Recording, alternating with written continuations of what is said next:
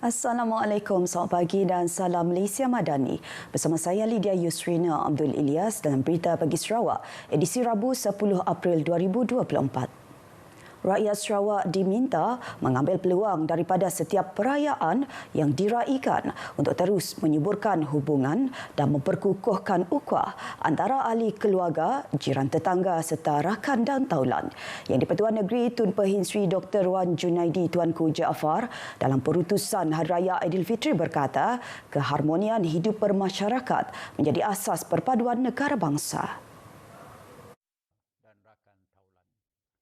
Dalam negara mempunyai masyarakat majmuk dengan kepelbagaian bangsa, budaya dan anutan agama, sudah pasti kesejahteraan hidup masyarakat menjadi asas pembinaan masyarakat harmoni yang kita kehendaki dan menjadi tunjang perpaduan yang natijahnya menguatkan kesatuan ummah.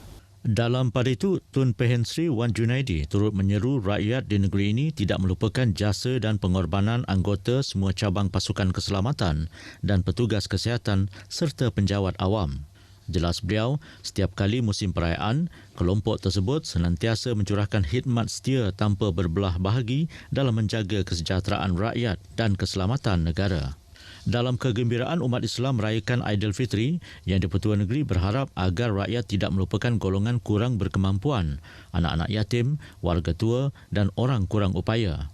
Ini termasuk rakyat Palestin di Gaza yang sedang diuji dengan isu kemanusiaan dan kekejaman yang amat dahsyat. Justru, beliau mengajak seluruh umat Islam memanjatkan doa dan pengharapan kepada Allah Subhanahu Wa Taala agar kemelut yang mereka hadapi sekarang ini akan segera berakhir. Slogan Sarawak Asia's Renewable Powerhouse diyakini jenama baharu yang akan mengangkat Sarawak di pentas global ke arah kelestarian dari pelbagai sudut. Premier Datuk Patinggi Tan Sri Abang Johor Tun Openg dalam perutusan Hari Raya Aidilfitri berkata, Sarawak dirahmati dengan pelbagai sumber kekayaan, khususnya tenaga yang boleh diperbaharui yang dijana oleh kuasa air sungai seperti Batang Rajang, Batang Air, Batang Balih dan Sungai Burung. Jenama ini, saya yakin, akan meletakkan Sarawak di pesada serantau dan global sebagai hub sumber tenaga boleh diperbaharui dan juga sebagai hub inisiatif peralihan kepada penggunaan tenaga tanpa karbon dan pengurangan karbon ketika dunia bergerak ke arah net zero menjelang 2050 seperti yang dipersetujui oleh dunia melalui Perjanjian Paris pada 2015. Jelas Premier Sarawak memiliki sumber tenaga yang boleh diperbaharui dan lestari yang besar untuk dikongsi dengan negara-negara rantau Asia malah di luar Asia. Ketika ini, Sarawak mempunyai potensi 20 gigawatt daripada sumber hidro dengan kapasiti penjanaan sebanyak 5.4 gigawatt membolehkan Sarawak menyediakan tenaga rendah karbon dengan tarif kompetitif kepada pelabur. Matlamat seterusnya ialah mengeksport tenaga ke Brunei dan Sabah selain penyaluran 1 gigawatt ke Singapura menjelang 2032 melalui kabel dasar laut sepanjang 700 km selain penyaluran 190 megawatt sedia ada ke Kalimantan Barat Indonesia. Sarawak turut meneroka dan membangunkan sumber tenaga rendah karbon termasuk pengeluaran hidrogen hijau dan bahan bakar penerbangan yang dihasilkan daripada alge, sumber terapung dan biojisim dalam bentuk pellets daripada sumber hutan. Timbalan Premier Dato' Ahmad Douglas Ugah Embas merakamkan ucapan selamat Hari Raya Aidilfitri kepada seluruh umat Islam di negeri ini. Beliau menyeru rakyat untuk mengekalkan keharmonian, perpaduan dan rasa kekitaan untuk Sarawak terus maju dan membangun.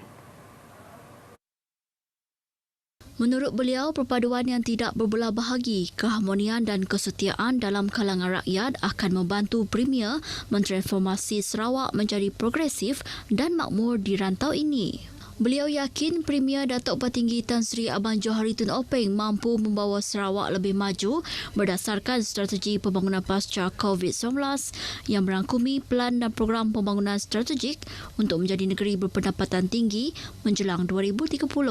Turut mengucapkan selamat Hari Raya Timbalan Premier Datuk Amar Awan Tengah Ali Hassan yang mengajak rakyat mensyukuri keharmonian dan kedamaian walaupun Sarawak terdiri daripada pelbagai kaum dan agama. Oleh itu, rakyat perlu mengekalkan kestabilan sedia ada dan tidak terikut-ikut dengan budaya dan pemikiran yang ekstrim. Beliau turut meminta rakyat meneruskan tradisi kunjung-mengunjung semasa Hari Raya dan menggunakan perayaan tersebut untuk mengeratkan hubungan sesama insan selain tidak melupakan golongan yang kurang bernasib baik. Sambutan Hari Raya pastinya kurang meriah tanpa hiasan lampu pelita dan lampu elektrik yang menghiasi setiap rumah dan pintu gerbang komuniti Melayu di Sarawak. Tinjauan RTM di sekitar Kuching dan Kampung Tambirat Asajaya di Samarahan mendapati amalan yang asalnya dari tradisi bertuntung bermula malam 7 likur begitu memukau pandangan mata dan membangkitkan suasana lebaran.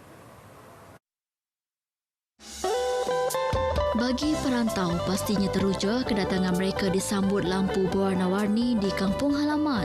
Memangnya berbezanya, lebih lagi meriah, lebih lagi beramai, lagi macam anak-anak yang diam dekat situ nak bila dia balik dekat situ nyenangga rumah kawasan rumah kawasan kampungnya dah ramai ke tu. Akhirnya hanya berasa kita nak beraya bah. Idea tu semualah kami orang berganding bahu untuk membantu untuk memberi idea dengan mengeluarkan modal lah untuk membeli barang-barang untuk macam lampu, macam yang peralatan untuk mula desainnya lah. Masyarakat Melayu Sarawak berharap tradisi bertuntung atau hiasan lampu semasa perayaan Hari Raya diteruskan, sungguh pun kehidupan disulami arus permodenan. Dulu pakai minyak tanah, ni tu dah sekarang dah moden bah, pakai karen semua nak. Mudah dikerja juga. Amat menggalakkan untuk hasil inisiatif Sidak Ketua Blok masing-masing dan ia akan mengut derma setiap zon masing-masing untuk memudahkan suasana itulah. Jadi dan ia collect duit untuk membeli api untuk kawasan itulah. Kawasan di lorong. Atau untuk kami mestikan siada berita lagi dari segi macam tu kita nanggap perpaduan bukan aja dari segi orang tua malahan biar pun yang kecil dari umur-umur dia nolong masa nolong lah.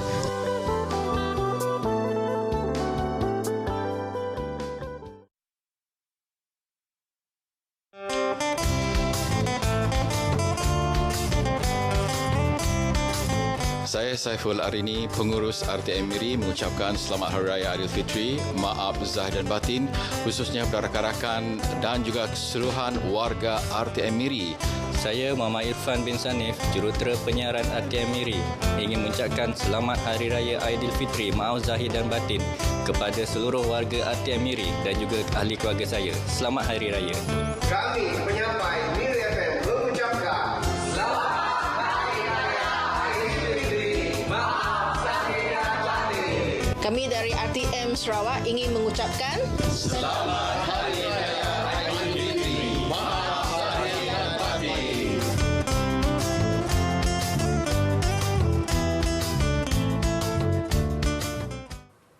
Berita pagi Sarawak berakhir di sini. Ikuti Stadium RTM selepas ini untuk perkembangan sukan tanah air dan antarabangsa. Selamat Hari Raya Aidilfitri. Dari sungai hingga segara, Palestin pasti merdeka.